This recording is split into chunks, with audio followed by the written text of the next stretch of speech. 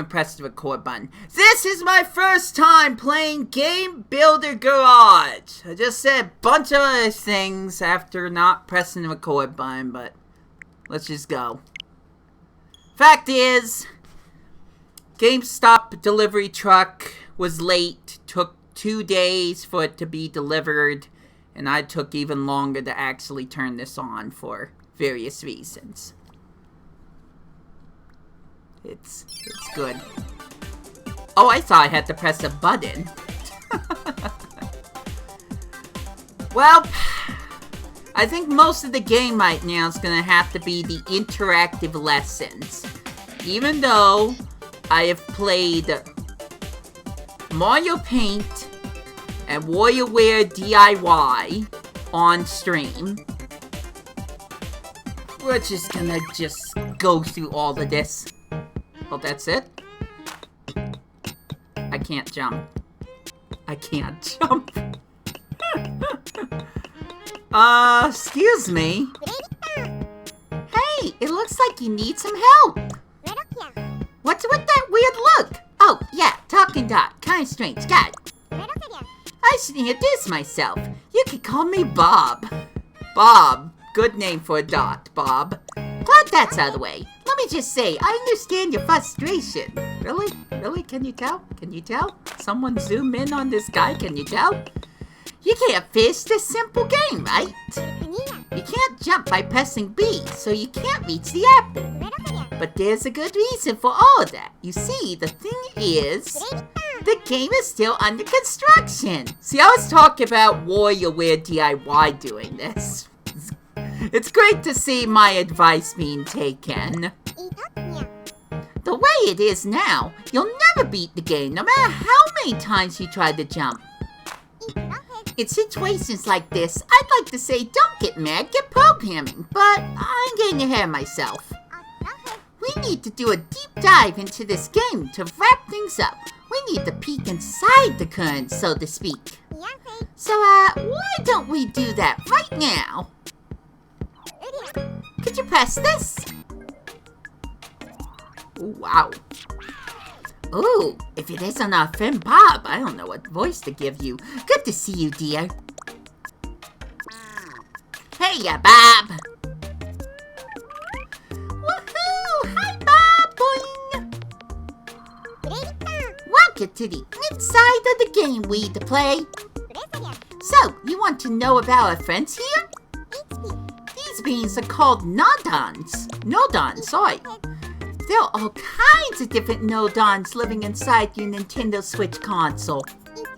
If you call up a Nodon onto this here program screen, then connect them together, and pow! You're actually altering the game's programming. This place where we use Nodons to do programming has a nifty little name. It's called the Game Builder Garage! They said the name of the game. Well done. That little fragment of a game you played earlier was programmed in the Game Builder Garage. But let's get down to business. We'll use the Game Builder Garage to finish the game. What's with that blank look we to play? Really? Is it that obvious? You're going to use programming to finish building the game. It's not as daunting as it sounds, despite, all these. All you need to do is make it so pressing B lets you jump. See that output port on this button Nodon? Just connect it to the jump port on the person Nodon.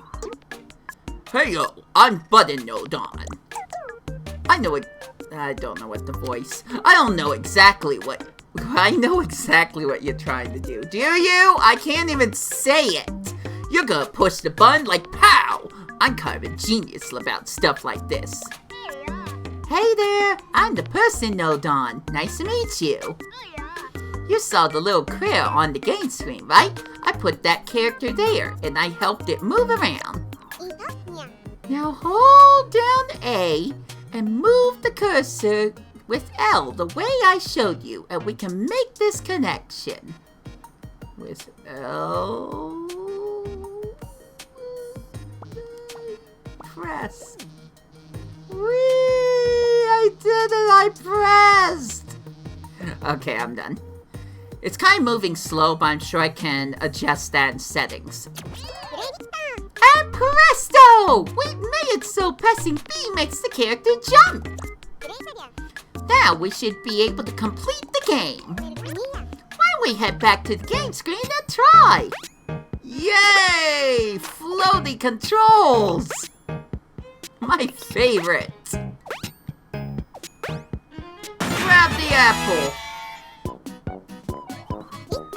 You did it! Great job! You got to finish building a game with the pair programming. Well then, why don't we pop back to the program screen? So what do you think?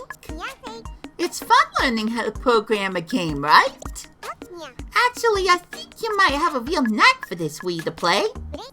How about it? Do you want to program some more games? Yeah! Send me into Nintendo! I'm ready to make games! That's how that works, right?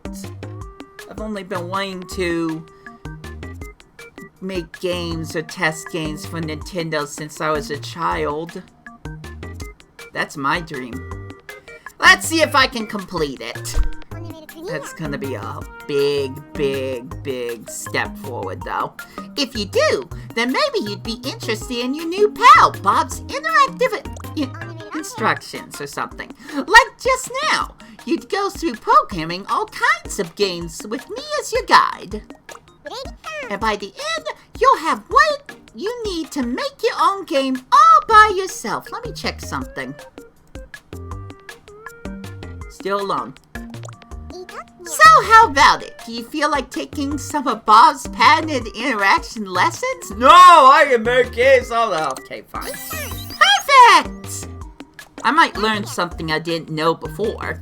In that case, I've got an awesome bunch of games for you. Let's take a look. Programming 101. We'll be making 7 games in this interactive lessons. In the first lesson, we'll make Tag Showdown, which is just a simple game of tag. Next, we'll use some unique features on the Nintendo Switch console in On a Roll. Lesson 3 is an auto-scrolling blaster game, Alien Blaster. In the game for the 4th lesson, we'll run, jump, and punch our way to the goal in Risky Run. The 5th lesson is a game called Mystery Room, and we'll be solving 3-dimensional puzzles. For the 6th lesson, we'll make a computer-controlled car to race against in a white-knuckle thrill racer. Ooh, look at that one. And last but not least, in lesson 7, you'll make the 3D action game Super Person World. Has a nice ring to it, doesn't it? By learning to program games like the ones I just mentioned, you'll learn the skills to make your very own games. Okay then, I'll be waiting for you in the first lesson. Be sure to pay a visit. I think I spelled on the screen, sorry. I've been the ever-knowledgeable Bob. See you later. Wii2Play, hold on a second. My name's Alice. So, not Bob. He's the excitable one you already met. I look similar, but I'm Alice. How do you do? Please don't forget or call Bob or anything like that. So Wii2Play, you know how you got that game to work just now? Be honest, you don't really get what made it work, right?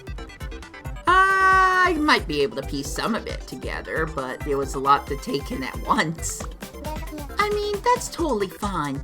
You've just started with all this stuff. But you know, if you're going to make your own game, you'll need to understand which mechanics you want. That's why I've set up some checkpoints to help you. I'd like you to come to checkpoint before lesson 1. I'll be waiting. Checkpoint.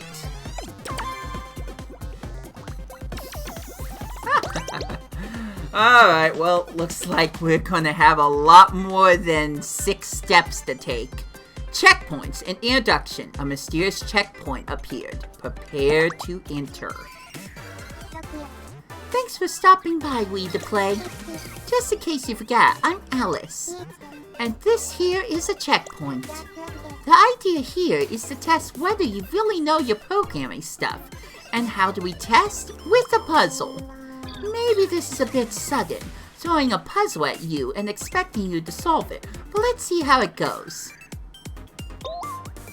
If I don't solve this on my first try, I'm going to be so sad. Game Builder Garage, the basics. I've something for you that I think will help. Your very own Alice's Guide. This will give you further tips on how to use node-ons to make games. Can you select this here? This will open up Alice's Guide list.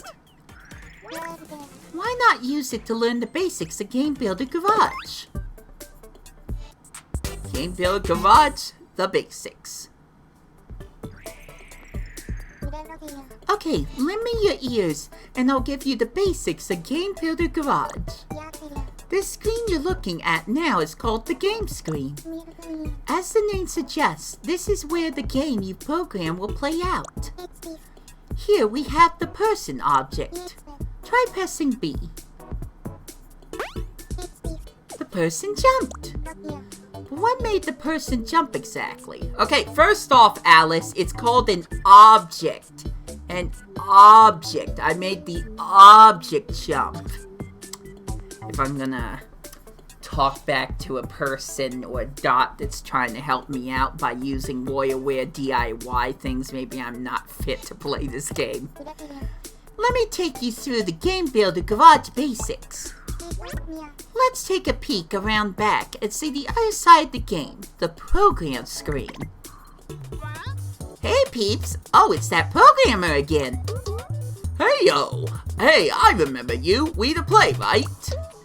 Looking forward to bashing some buttons with ya! So here we are at the program screen. This is where we'll program our game with the help of the host of node-on. That's right! When it comes to programming, we're here to help peeps! Each node-on has its own special function within a setup. Watch out for when a button gets pressed. We button node-ons have that covered. And as for us person node-ons, I'm the one that puts the person out there on the game screen.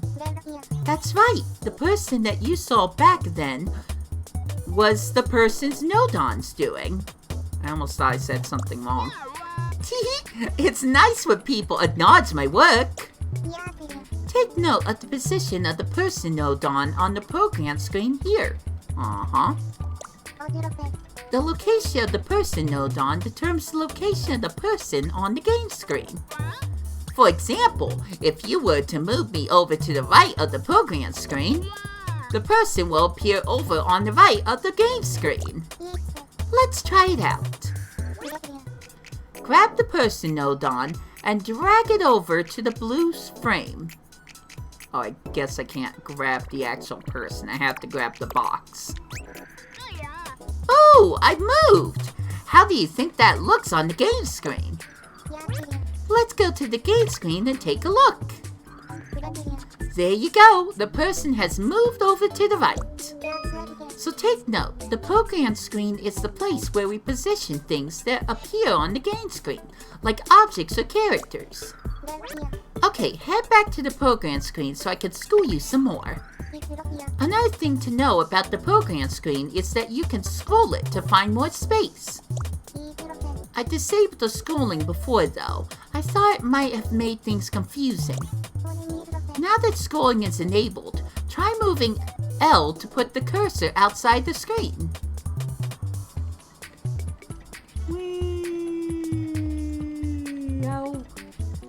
How far do we go? I should have let go. There you go. Now you know how to get around the program screen. Now try moving R up and down while holding the ZR wait, ZR, ZL. Oh, okay, like that. This is what you meant, right? Perfect. Yoo-hoo. Oh, R. Okay, sorry. That's the zoom. Nice. Did I do it? Did you want me to do this instead? There we go. That's another way to zoom in and out. I thought it might get confusing if the screen was moving around here in my guide, so I disabled it. I think this feature will really come in handy when you're building your own games.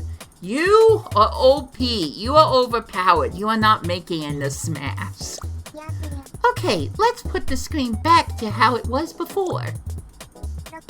Okay, all done. Back to the main topic. I want to tell you about how to make the person jump. If you remember, pressing B made the person jump when we were on the game screen. Hey yo, that was my doing. I connected to the button node on, see? These lines here represent the connections. You linked them up a while back, right? I'm watching out for anyone pressing B. I got you covered. Anyone presses B and I immediately send a signal to the person node on via the connection. Thanks for handling that. To understand the signal, try thinking of it as a very simple message that passes along a wire, you know, like a telephone line. You guys remember telephones, right?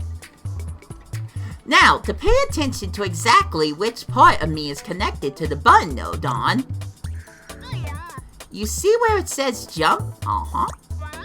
When I get a signal at my jump port, that's my cue to make the person jump on the game screen. Simple, right? Because we work together. The person jumps when you press B. Allow me to sum it up. The button node on's job is to keep watch for B being pressed. And when B is pressed, the button node on sends a signal from the output port. Bleh. When that signal arrives at the person node on's jump port, the person node on makes the person jump. It's easy when you know how. Remove the connection between the node on and see what happens. Select the connection. Oops, I pressed it too quickly. Okay, let's go to the game screen and see what's changed. Press B. Nothing happened. The person didn't jump. Because we erased the connection between the node on, pressing B no longer causes the person to jump. Let's go back to the programming screen. Yeah, no connection, no jumping. That's how it works. That's right. If there's no connection, then the signal won't reach the person node on when B is pressed. So that's why the person didn't jump when you press B. Could you reconnect the button node on to the person node on, please? Sure. Give me a sec. Jump. Oh, there it is. I'm getting a signal from the button node on again. Connecting node ons together is one of the most important parts of the Game Builder Garage, essential to making games, whether you call it a node on or not. In fact, I'd say it's the most fundamental aspect of working with node on, so remember that. Don't worry, I'll never forget. Let's check the game screen. Press B to make the person jump. Over on the other side, the node ons are toiling away to make the program work. Once you understand how things work in the background, you really start to look at them differently, huh? That's what makes programming fun. Back to the program screen. Hey, Wii2Play, you remember us, don't you? Because you're going to be meeting a lot of node ons, so don't forget us. Please don't. We're important. You'll be seeing a lot of us if you're going to be building games. Yeah, I can hardly contain myself. Well, I'm looking forward to it. Did you get the hang of the Game Builder Garage basics? Then could you press B to close Alice's guide list? Now I'm going to test your knowledge on the basics of the puzzle challenge of the basics. Go here to try your hand at the puzzle challenge. Make the person jump. Simple enough. Gosh dang it, Alice, I was about to go into it. play. Welcome to the puzzles. Here's where I'll be putting you through your paces with some puzzles to make sure you've grasped the basics of Game Builder Garage. To clear the puzzle, you need to make the person collect the apple. How are you going to get it? I wonder. As things are, there's nothing you can do to make the person move. You'll need to make a change if you want to get that apple. In fact, you'll need to do some programming all by yourself. Oh no, Toril, don't leave me! Not again! Let's go to the program screen. Keep in mind, you can't just add whatever you feel like in the puzzles. The only way you're permitted to solve this particular problem is by connecting the button node on and the person node on. So how do you think you can help the person get to the apple?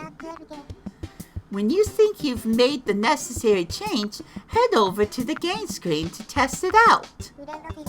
If that doesn't work, just head back to the program screen and try again.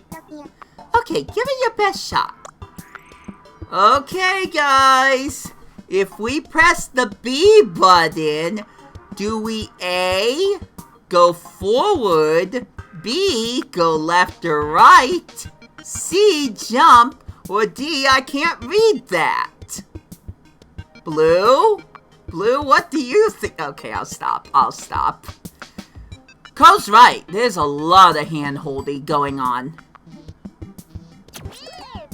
But I get it's so that people who have never done this thing before can understand it. So press B. Jumped.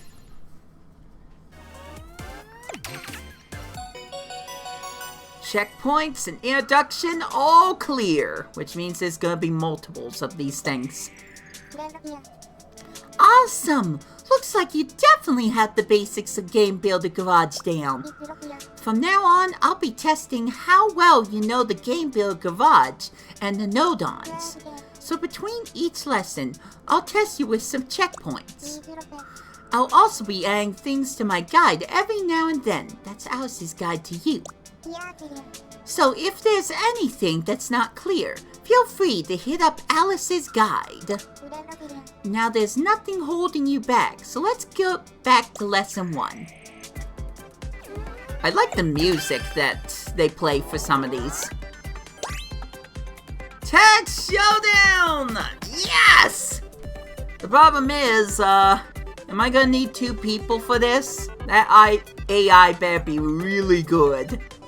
Alright, I'm making the AI. Let's do this. The length is 40 minutes? What? Oh my gosh, this is gonna take a while. My gosh.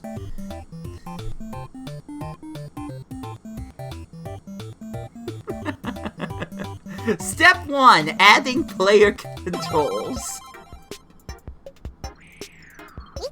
Hey, Wii2STREAM! I'm so glad you made it! Welcome to the interactive lessons. Just in case you forgot, I'm Bob, and I can't wait to start working with you! What's a day to remember because you're going to be making your very first game! Yay!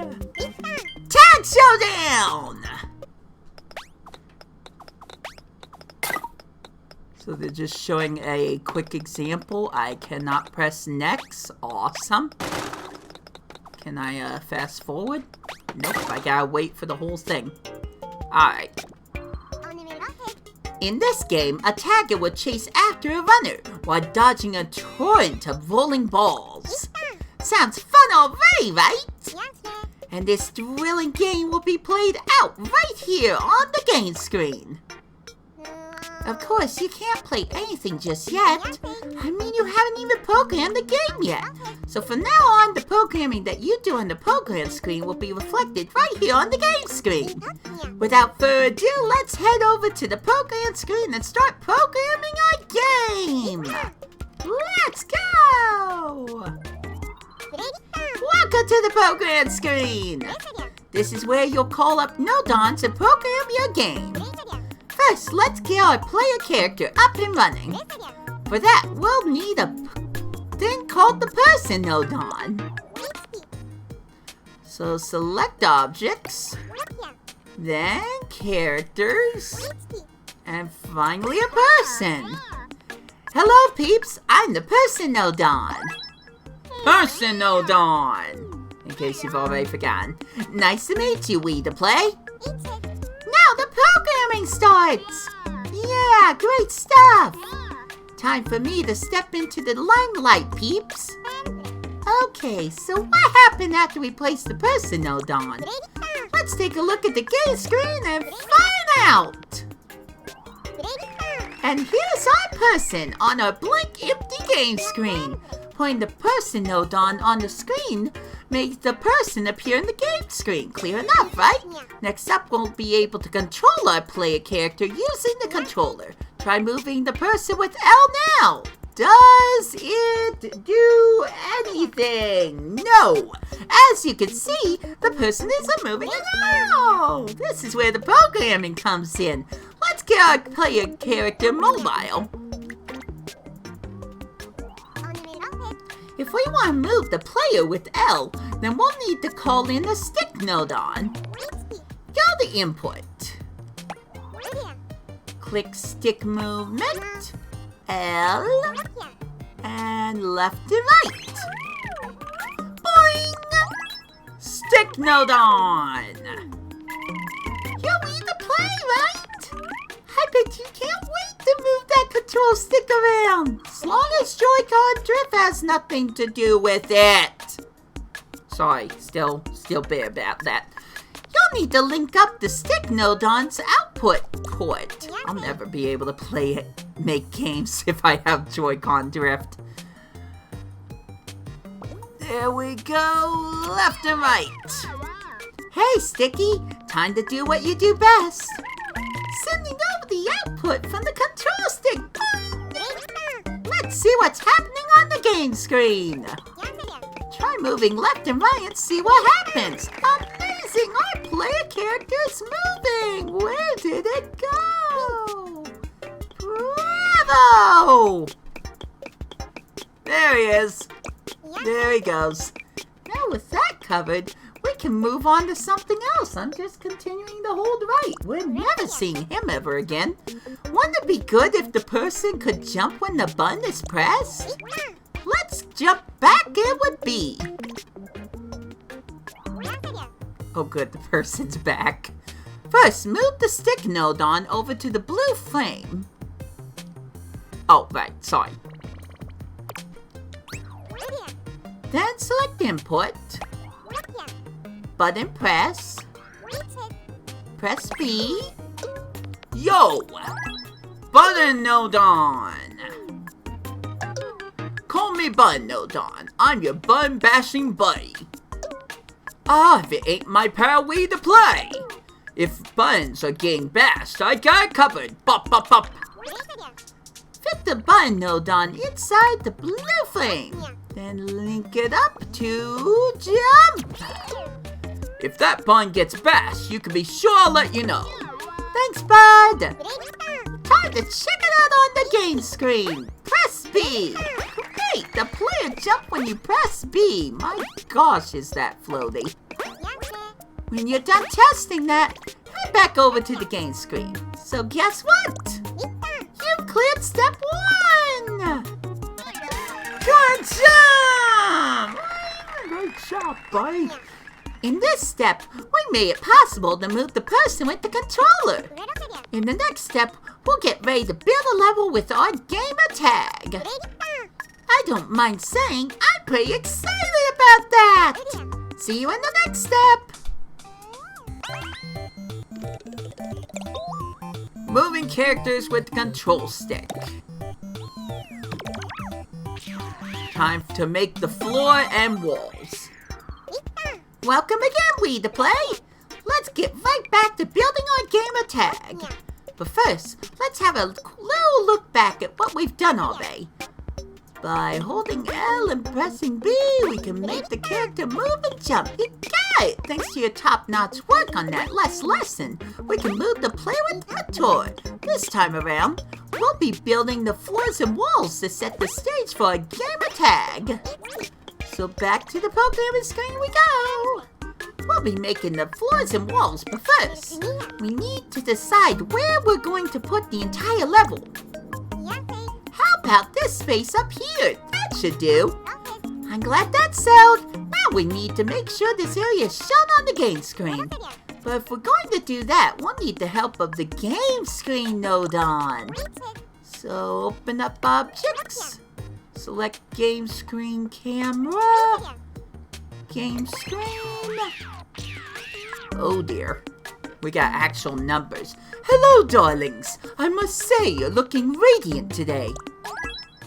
Game screen node on. Oh, and you must be Wii2Play. Everyone's saying you're the next big thing. With you at the helm, this is going to be a simply stunning production. We're sure to rise to the very top, darling. If we make use of the game screen node on, we can determine which part of the program screen will be reflected on the game screen. I couldn't have put it better myself, darling.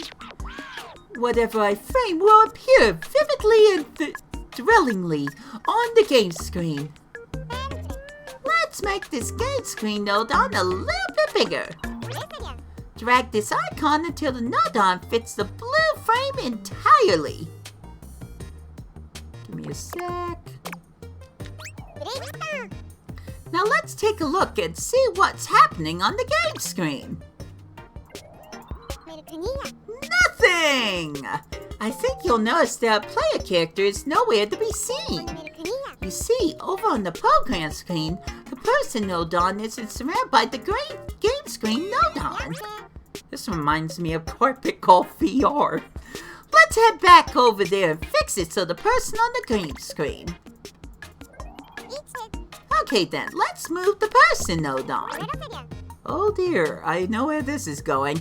Can you drag it over so it's within the game screen node on? Sure, I just don't think I should, but if that's what you want, there we go. Wonderful! Now the person is in the limelight. The camera loves you, darling.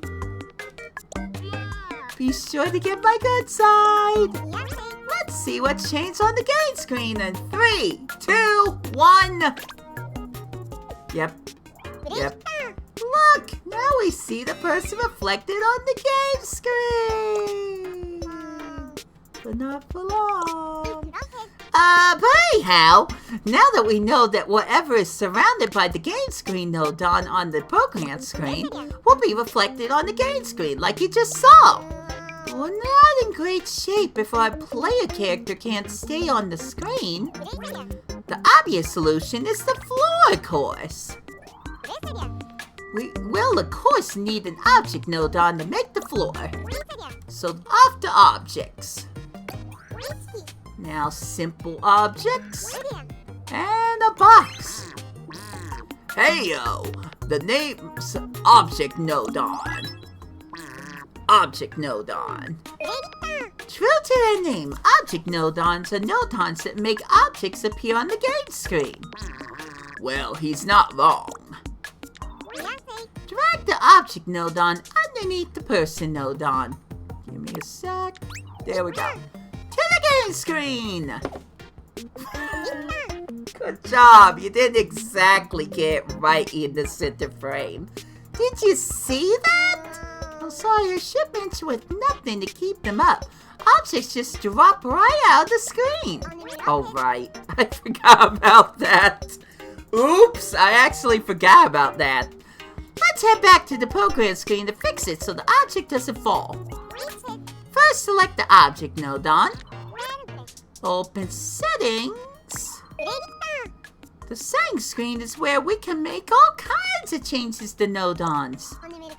Heck, we can even change the object shape from here. We'll need to adjust the properties settings to fix it so the object doesn't fall anymore.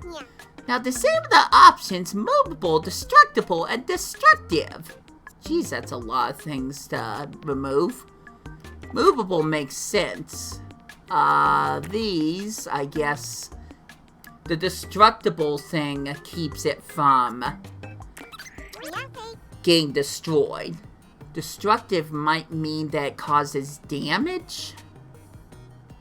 I pressed X, like the X button on the controller. Alright, let's try that again. There we go. Perfect! The object is staying where it should.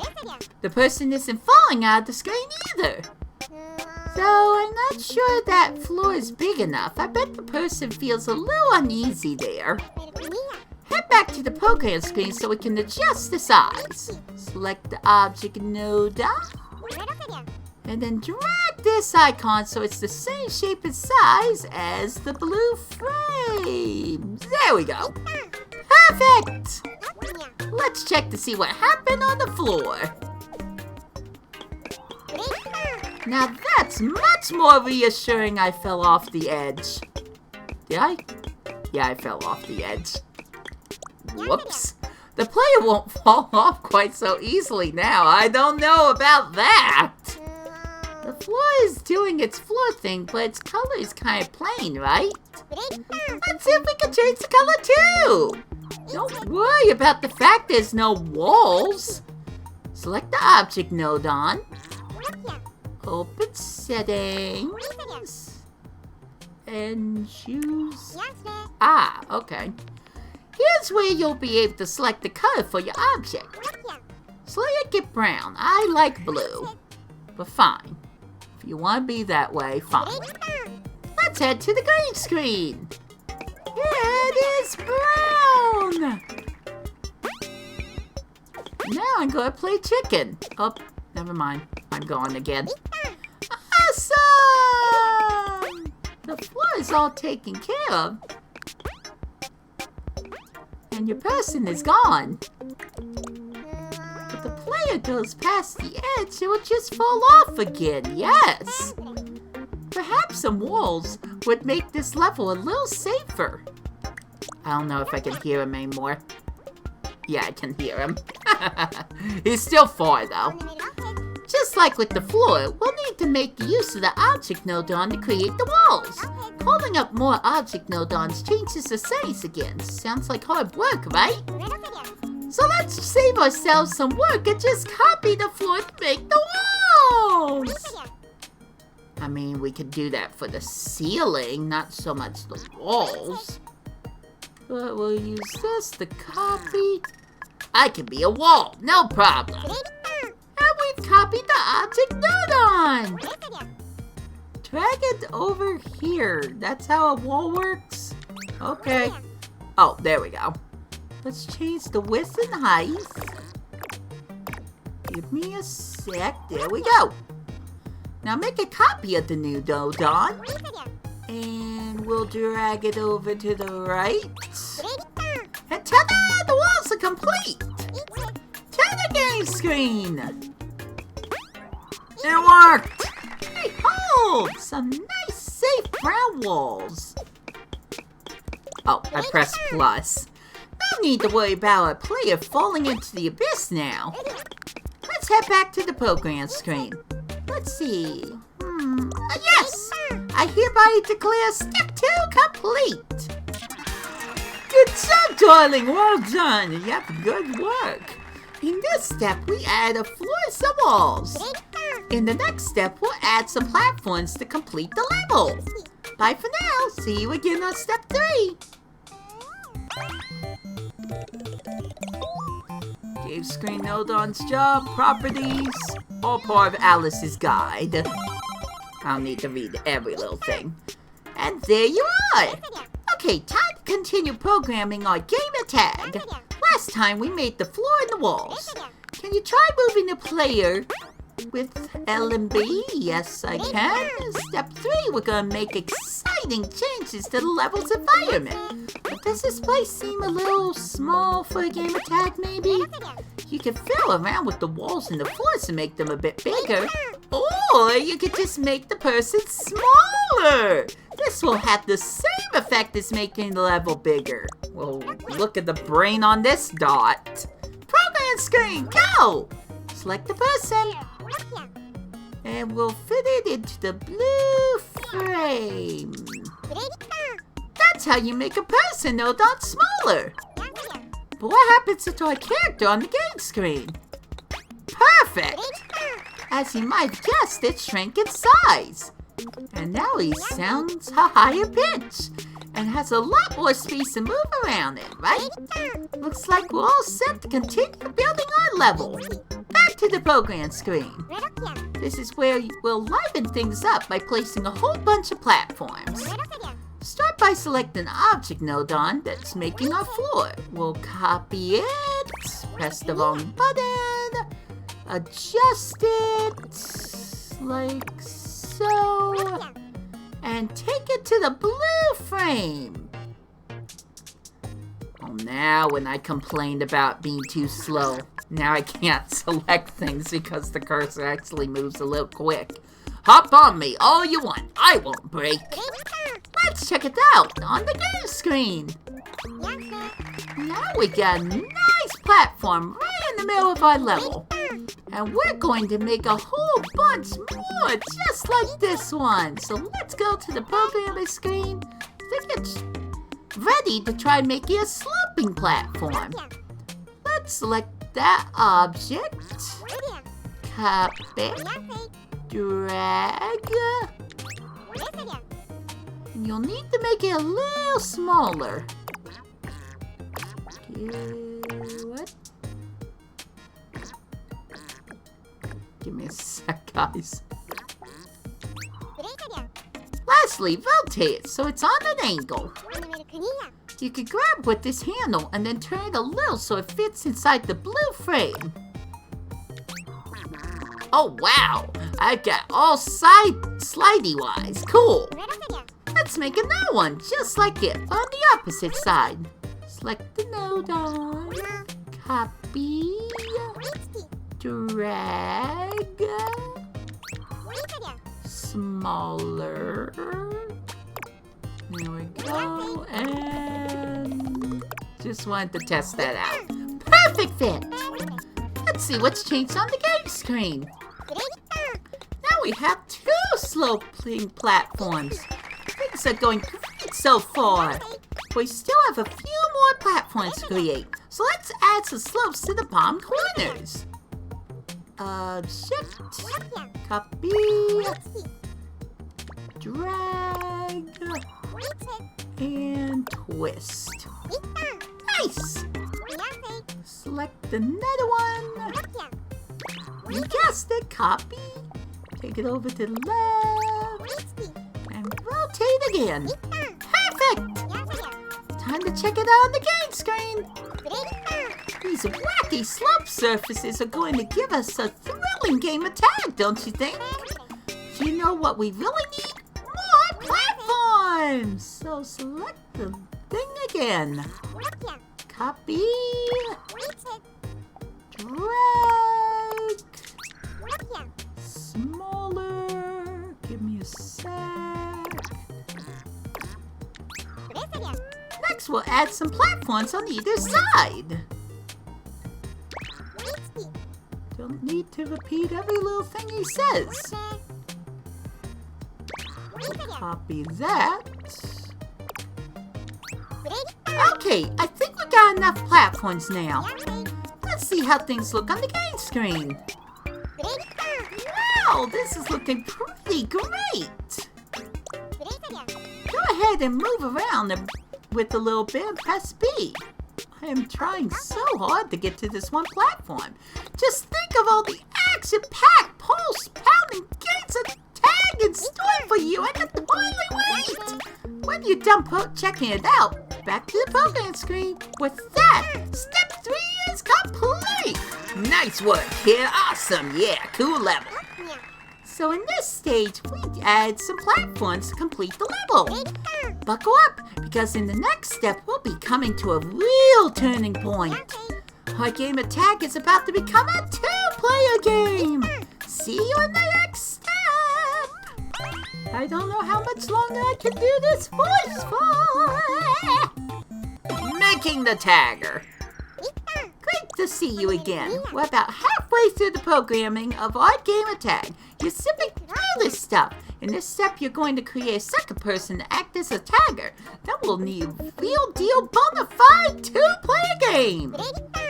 Last time, we had some interesting touches to our level. Let's warm up by moving the player character around a little bit. Pressing B. Imagine what it'll be like when there's a tagger chasing the player. It got chills. Let's go ahead and create a tagger over at the program screen. Before we make our tagger, let's adjust the position of a person again. Drag the person over here. Usually I think they would be to the left, to be honest, but whatever. It's a good idea to move over the other nodons attached to the person nodon too. It'll make things a bit easier to understand. More so easier to reach. There we go. Other nodon over here. Okay. Let's take a look at the game screen. As you can see, our player has moved from the middle out to the right side. Okay, the preparations are done, so let's create a tagger. We can use another person as our tagger. So select the person nodon, and we'll copy it. Hello, peeps. How can I help? Haha, you can count on me. I'm a reliable person nodon. Too bad they didn't copy these two as well, but I wouldn't expect it to be that easy. Okay, let's see how the game screen is looking. Now we have two characters. Wait until I can control both of them at the same time. Try moving them with... Well, the person on the left side isn't moving. But I can sort of kind of push them, so that's kind of cool. Well, for a moment I could. I guess it's not that surprising. We still need some necessary program to, do the thing. So now that we have two characters, we need to figure out how each one will be controlled. Since it's a two-player game and there's no one with you, we'll need to have two players controlling one person each at the same time. Did you not hear what I just said? Controlling one person with the left Joy-Con and the other with the right would be ideal. Okay, I could do it at the same time, I guess. Let's arrange it so the tapper on the left side moves with the L and jumps with L. As for the runner on the right side, they'll move with the R control stick and the R button. Now that we got a plan, we can start programming the controls. Let's start with the tagger. First, we'll need to call on the stick nodon.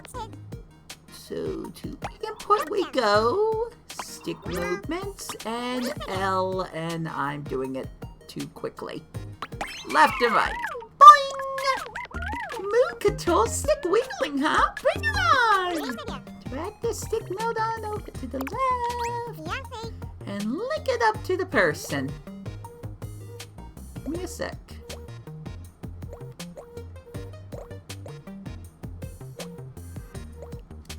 There we go.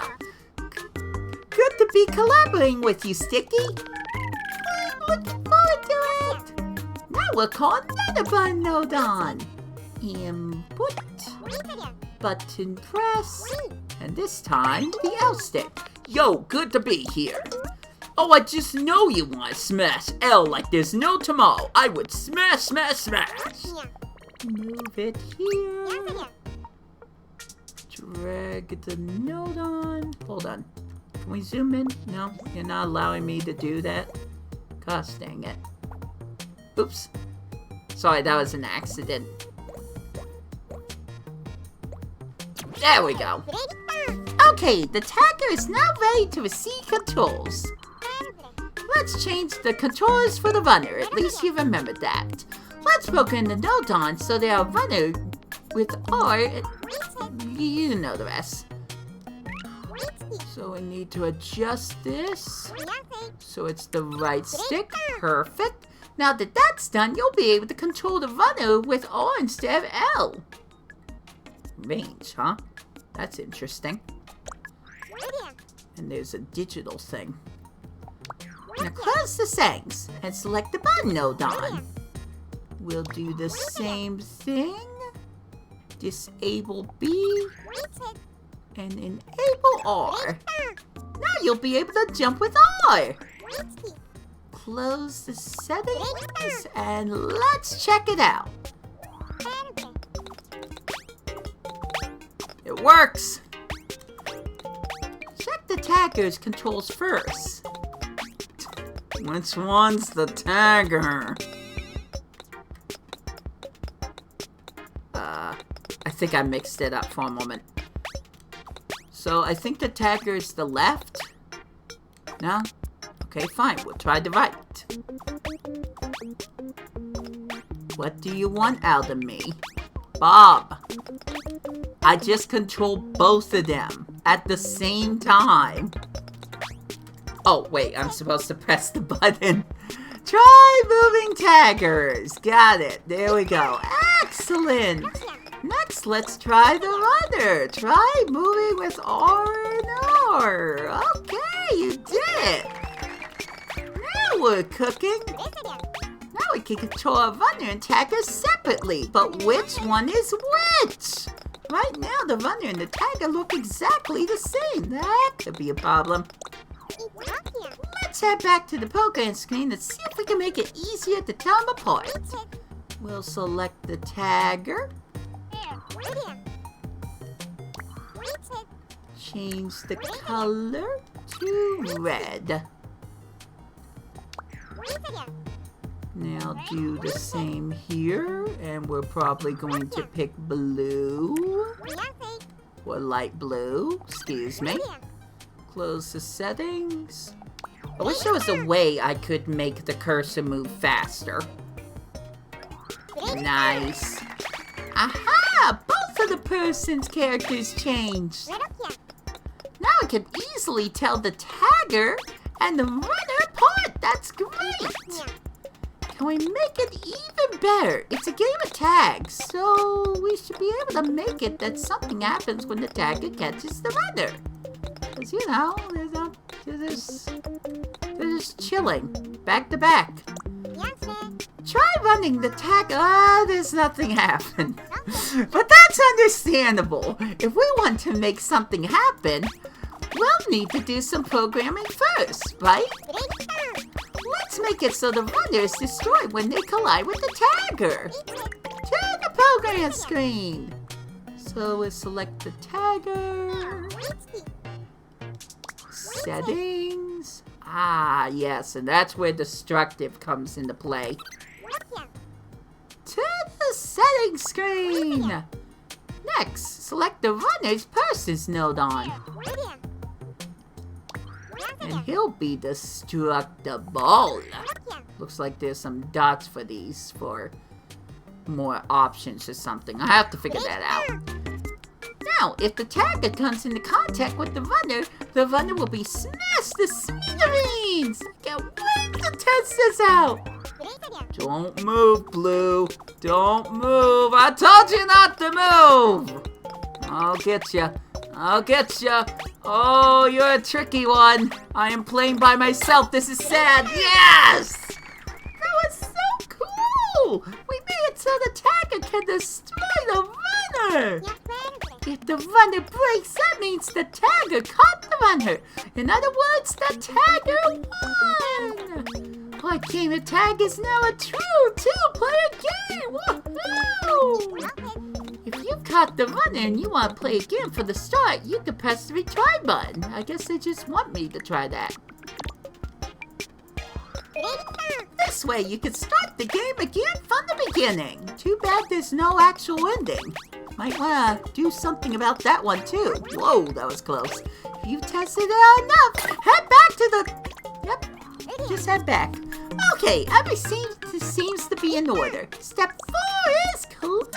Well done, Brian. Nice job, Peeves. Congratulations. In this step, we made a tagger and turned our game of tag into an honest-to-goodness two-player game.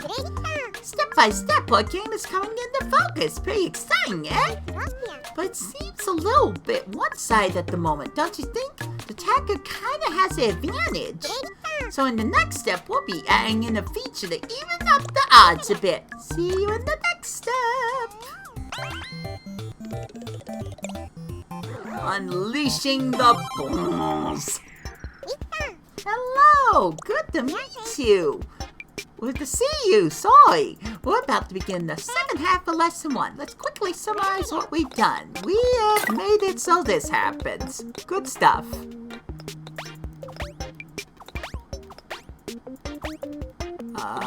Runner's dead. Okay, sorry. I didn't know you were being serious. Seriously, we can make it so the tagger can be moved too. Try moving the tagger. As you just saw, we also made so the runner breaks up when it collides with the tagger. That's already enough of a game of tag, but it seems the tagger is a bit too strong, doesn't it? Right now, there's no way for the tagger to lose. That's not really fair. How about if we make things more interesting by adding some rolling balls to the level? And what if the balls can destroy both the runner and the tagger? Our game of tag is about to reach a whole new level of excitement, a whole new set of thrills. I hope this helps me program some stuff for Smash Brothers. Stage editing. So, first the rolling balls. We'll be a new type of nodon, the launch object nodon. Time to meet a new friend. Launch, destroy, attract, launch objects. And then 10. Terrific. Yeah! Who called me? It's Bowser! Oh gosh, it's actually Bowser sounds. You need me to throw things? Is that what you want?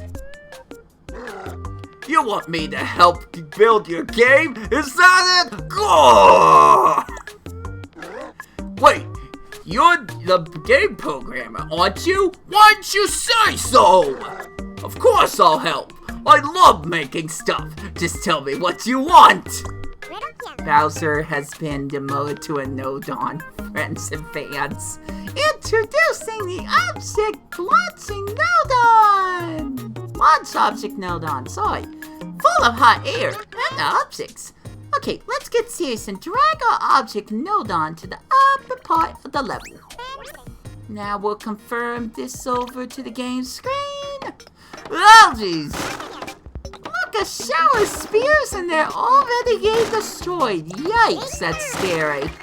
That's exactly what the launch object nodon should do for you. The balls might be a bit too big. And they're going in the same direction. Select the launch object nodon. And we'll shrink it. So it sounds like a mini Bowser. Alright, let's take a quick look. Oh jeez. There you go. The balls are smaller now. Oh no. Oh. Okay, well. Blue still can't do anything. However, I think we could have made them tumbling around the level a little bit more exciting. Let's put an extra platform above the runner and the tagger. To the program screen. Select. Copy. Move it here. And tilt. Yes, brilliant! We'll need one over on the left side too, so let's handle that now. Object. Copy. Why can't we just copy this one? That would be a lot faster, I think. Fine, we'll do it your way. Having thoughts of Pokemon Shuffle all over again, where it's like, I know a better move than what you're telling me to do. Alright, go to the game screen. Now our tagger and runner have a little shelter from the torrent below. Go ahead. Walk a little closer. I forgot. It was blue. I think the torrent is a bit too powerful right now. The balls aren't rolling right, are they? we get just the power on the program screen. Launch objects, settings. We'll set the speed to 4.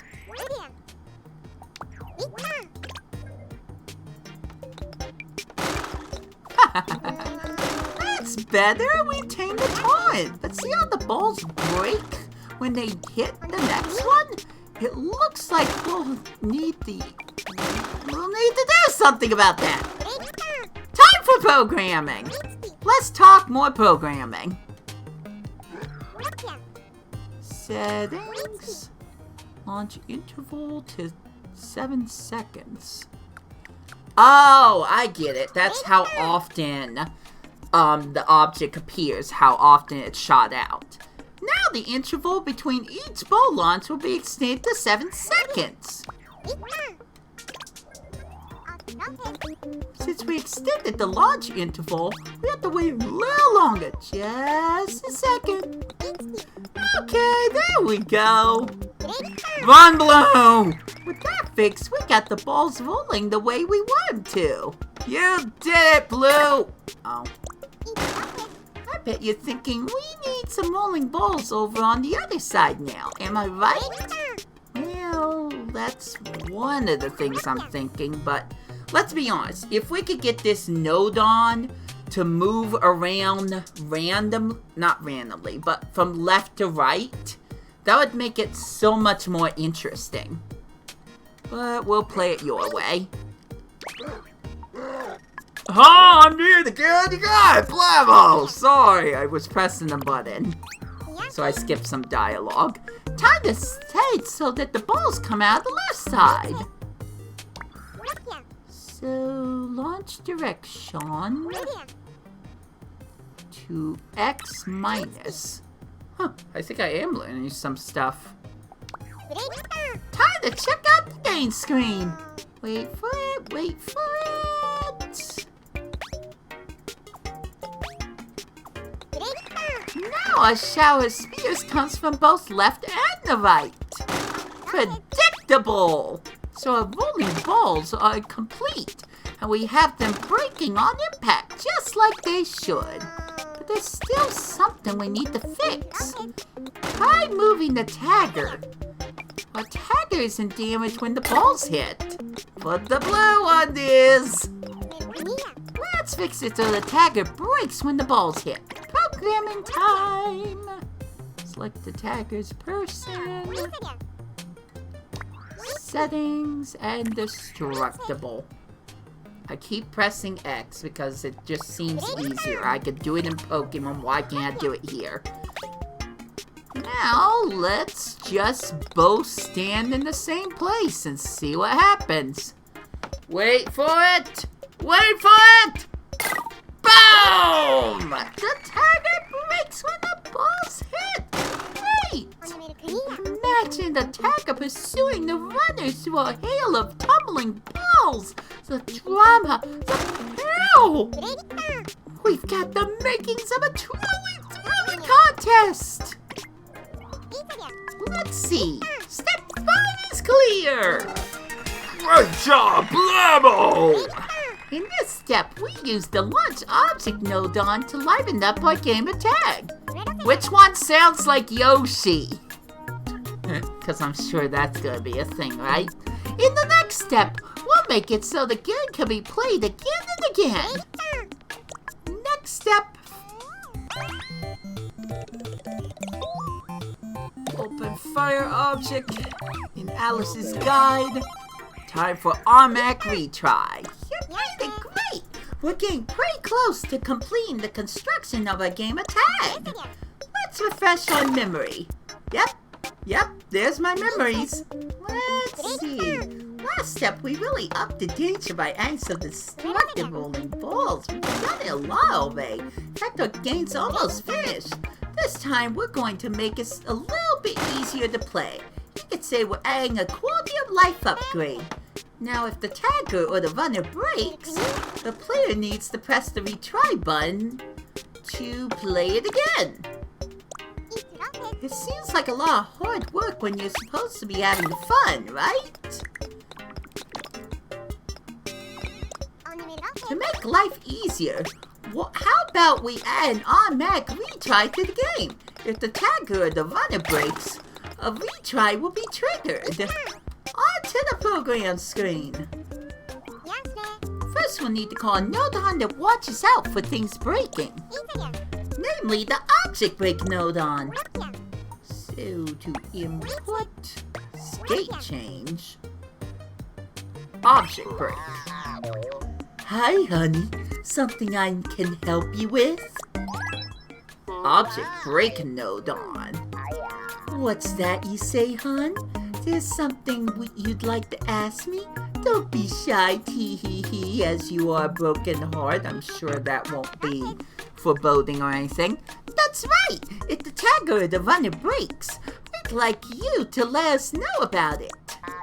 I'll take care of it, sugar. Don't you worry about a thing. If that's what you're looking for, why don't you open up the settings screen and take a look at my check what setting? Let's try that. Open up the object nodon setting. Open up check what. This screen is where you can set what breakages the object break nodon watches out for. Disable box, cylinder, and spear. Then enable person. Man, there's a lot of stuff, including mermaid, tuna, yeti. A lot of stuff that doesn't exist yet. That's the way to do it, honey. I'm all set now. I'll keep a lookout for a person breaking. If that happens, I'll be sure to let you know about it. Don't worry about it, hon. I got you covered. You just focus on what you do best. Programming. Boy, I said that in such a way that's probably not going to be safe for children to watch this.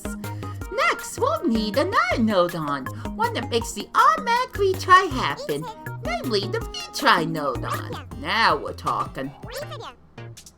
Retry in swap. Oh, dearie me. I don't know, he sounds like an old person. Oh, if only I had my time to do over again. Yeah, that's an old person. Hey, old timer, what's up? It was only yesterday. My backside was itchy and I thought it was on my own, so I gave it a good scratch. But then I turned around, all the other nodons were there looking at me. Oh, I wish I had a do-over for that.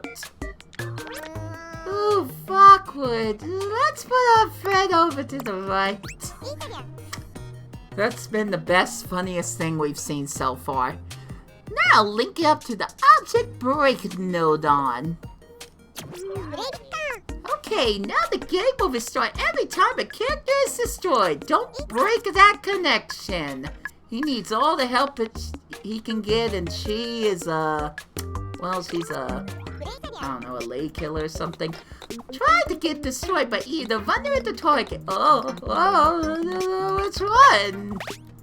I'm just wasting time at this point. Oh no! As you saw, if one of the characters is destroyed, the game automatically restarts. Your turn, man.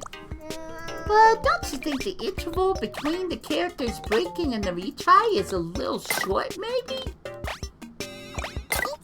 How about we slow it down a bit? So, to the program screen, let's extend the interval and please stop doing that. We'll select the connection between the retry nodon and the object break nodon. Press the cross underneath to delete the connection. What did I just say about this? And here's where we'll call up a timer nodon. Well, now we're just adding someone in the middle of this relationship. Ouch! Timer! They can all work together. Tisk tisk. Timer nodon. You need my help? I hope you aren't wasting my time. We wouldn't dream of it. We just need some of your programming expertise. Oh, really? Well, why didn't you say so? I'll help, but it causes me no shortage of headaches when people don't make appointments.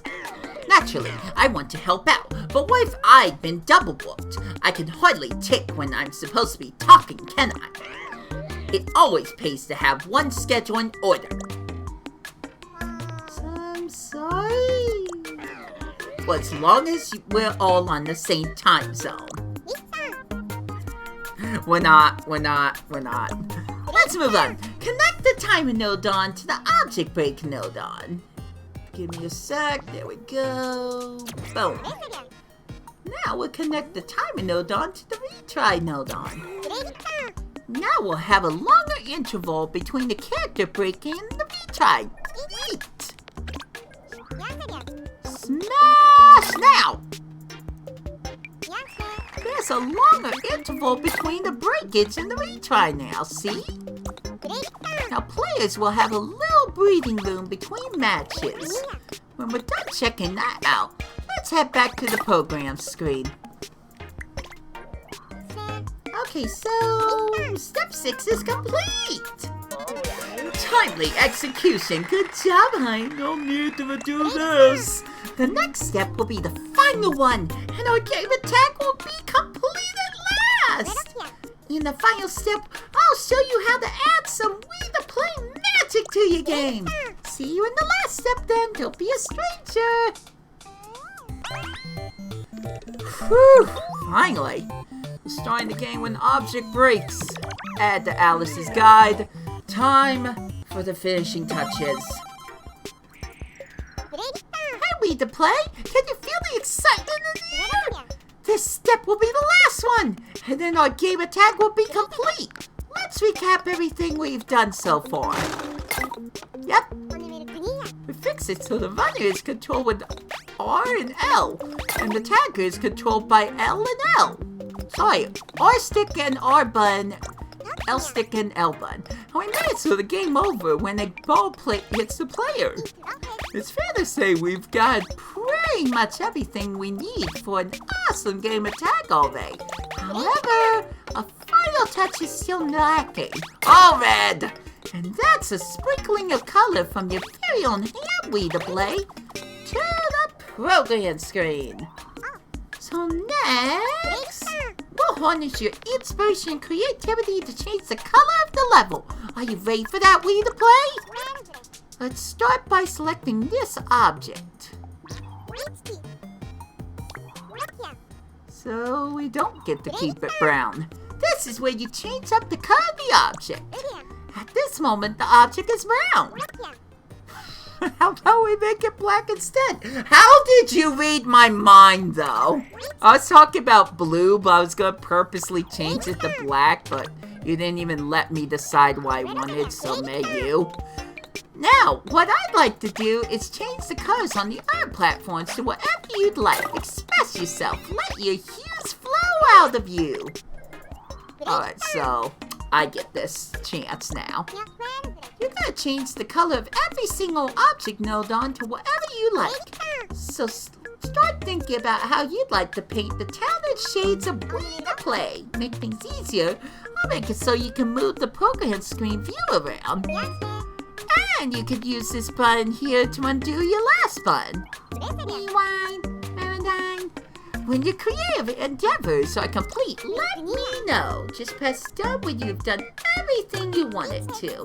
Ready, steady, start programming!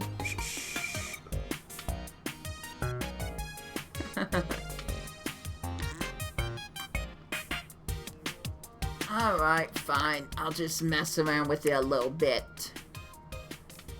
So, we'll have red here.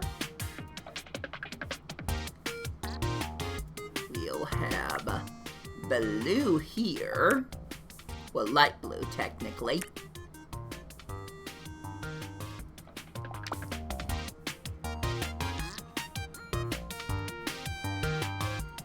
Dang it. Come on. Come on! It's not that hard. Are you serious right now? You're not gonna let me change that one, are you? Gosh dang it. Unless I'm just... Oh, duh. Duh. Okay, I got it. I got it, guys. It's fine. Don't worry. Let's see.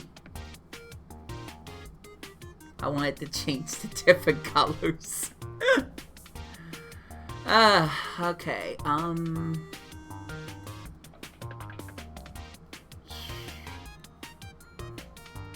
red, orange. Okay, I'll go for yellow. This is gonna look so weird though. I'm gonna be super colorblind. But of course, we'll also have the walls as yellow. Sorry guys, I'm trying to get through this as quickly as I can. Honestly, I don't really need to do anything, but... Okay.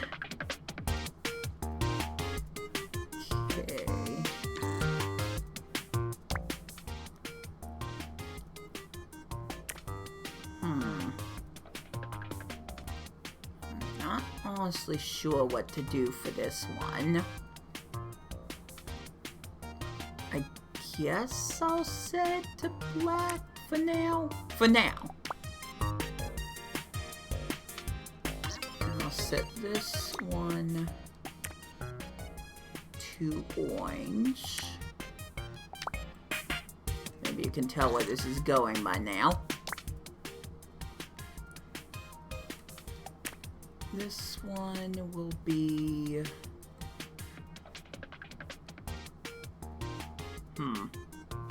I guess purple.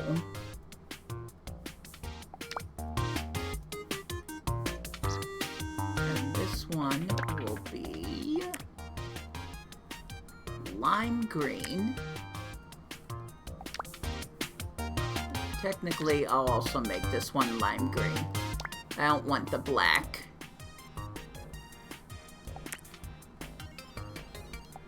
So I think that is about it. So I'm going to select done. And we're going to see what it looks like. Done already? Let's take a look at the first article.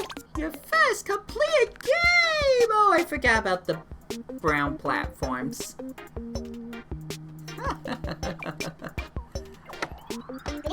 Oh, what style! What flair! Color me impressed! Okay. With that, I can declare the development of this game's complete! Wait, I want to change the brown, though! What magnificent game it is!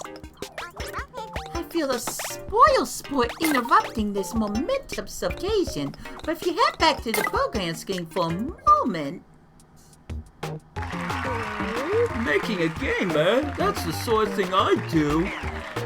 For the first game, it's great, and violent schedule too. Well, just look at you go.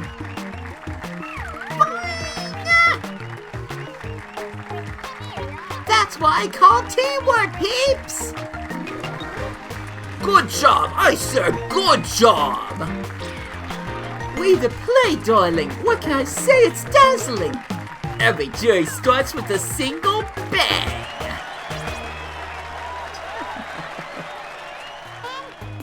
You've come a long way already, We the Play. You've got the makings of a genius programmer in you.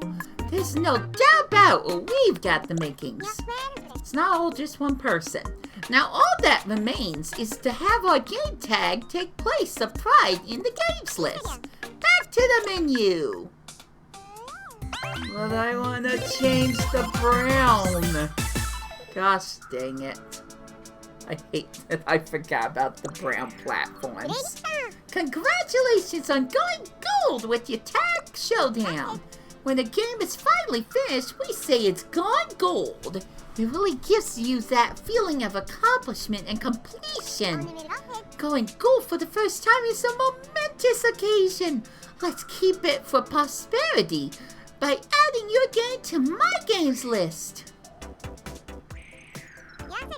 Ah, so this is the game you made We the Play? Now you'll be able to go back and play it whenever you like. Oh, I guess you're probably a little curious about this place. Well, this This is the free programming modes My Games list. Simply put, this is where you'll store the games that you build from scratch Wii2Play, just as the neat free programmers suggest. When you press this button, you'll start programming from the ground up.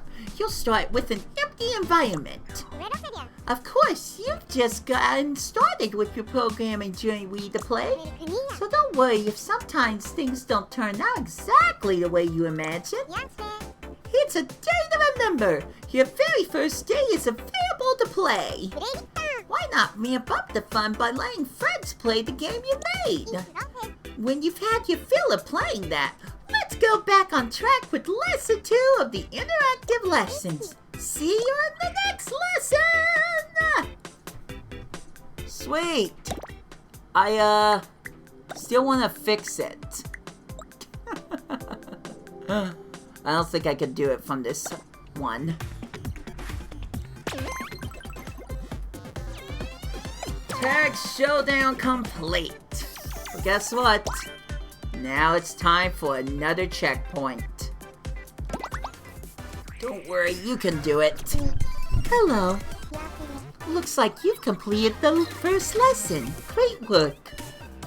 Hold on, you didn't forget about my checkpoints, did you? Checkpoints are where we'll test if you've really understood how to use the Nodon properly.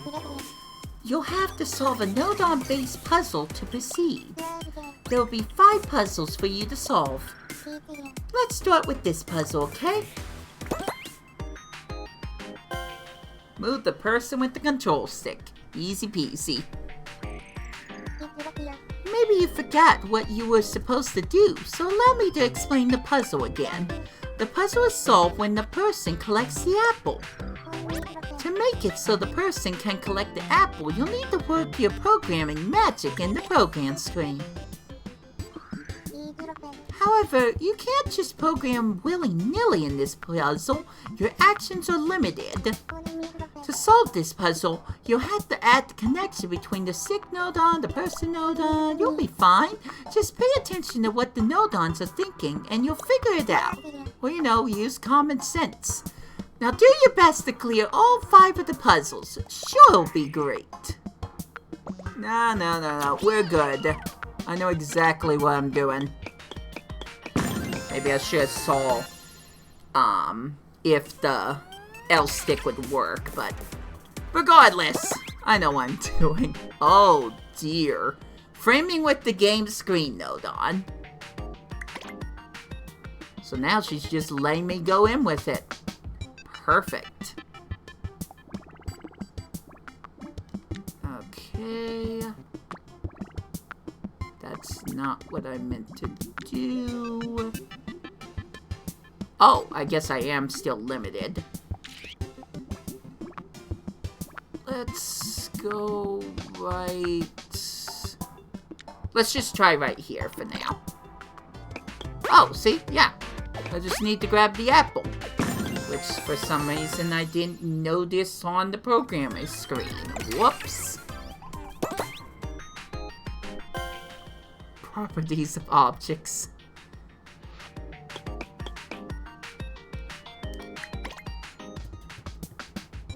Well, technically, I could just jump over it. Couldn't I? I can't jump, can I? Let me just check. Yeah, no, I can't jump. Alright, so that's the first thing. Let's see. Left, right.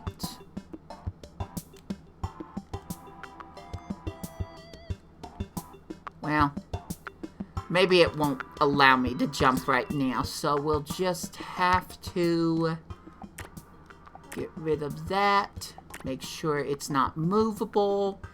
Don't make it destructive, because then... You know what? Hold on. Maybe I should just show it for humor's sake. Let's make it destructive.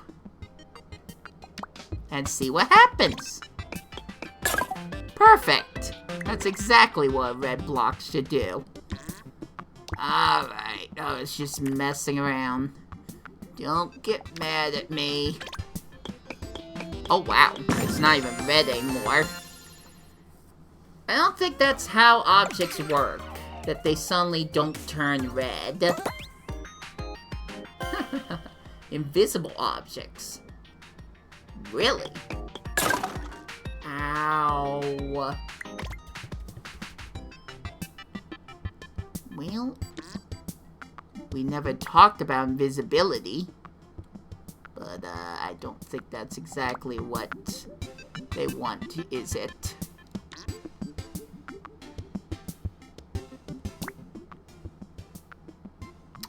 Okay, I got an idea.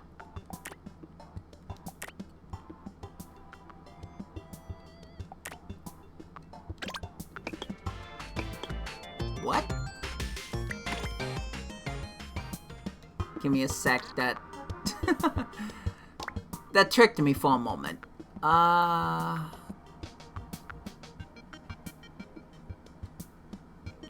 Oh, right, it needs to be visible too. Perfect! Ah, that was good. That was good stuff there. Okay, so I can't really destroy the block that way.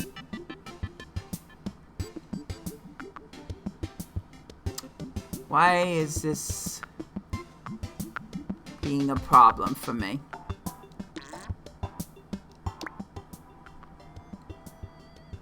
Here's the thing. I'm not sure. Wow, I'm going into some things I shouldn't know about yet. Oh, right. It has to be solid, too. Silly me.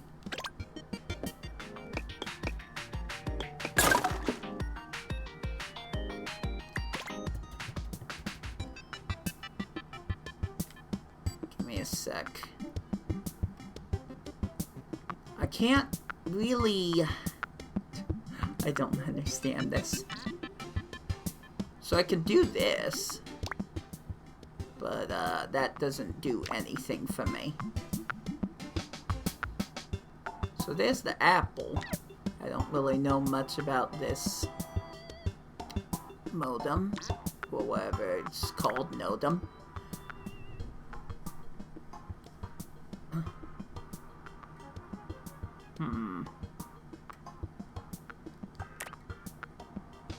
I doubt this will do anything. Oh, it did do it.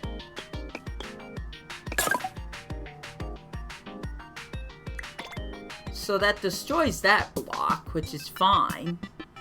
But my character still can't jump. Oh, I get it. I know what to do. Duh. It also needs to be destructible. Okay, alright. That one threw me off a little bit, but I understand, The Rowdy Launch Object Node on.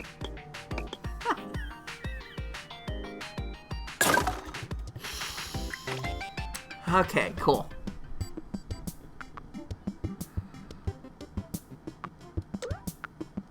So I think the button's already set.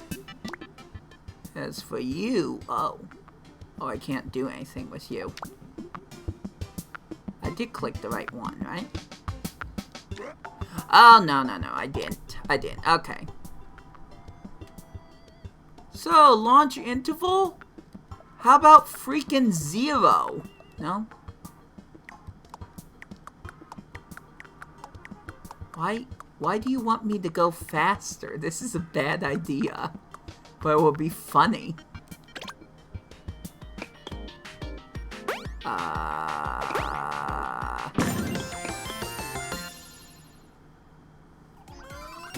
Okay, I guess I made it so fast that they just kept destroying each other. That wasn't my intention. And maybe if I had looked at the property of the balls being launched, even though it seems like the balls always seem to get destroyed, but... I don't know. Looks like your knowledge of your Nodon friends is really coming along. If you're going to be a programming games in Game Build Garage, then it's really important to have a good understanding of the Nodon and how they work. all those Nodon. Those funny little things living inside the Nintendo Switch console. You could say that Game Builder Garage is a tool used to wield the Nodon to write programs. So please use Alice's guide and the puzzles to learn how to wield them properly. See you later.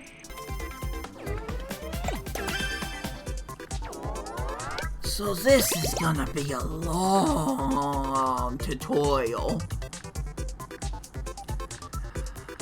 I feel like, for my sanity, I'm gonna need to take breaks between these. So we are going to go right back. I'm gonna just stretch, take care of a few things, eat something, and then I'll come back when I'm good and ready. So BRB.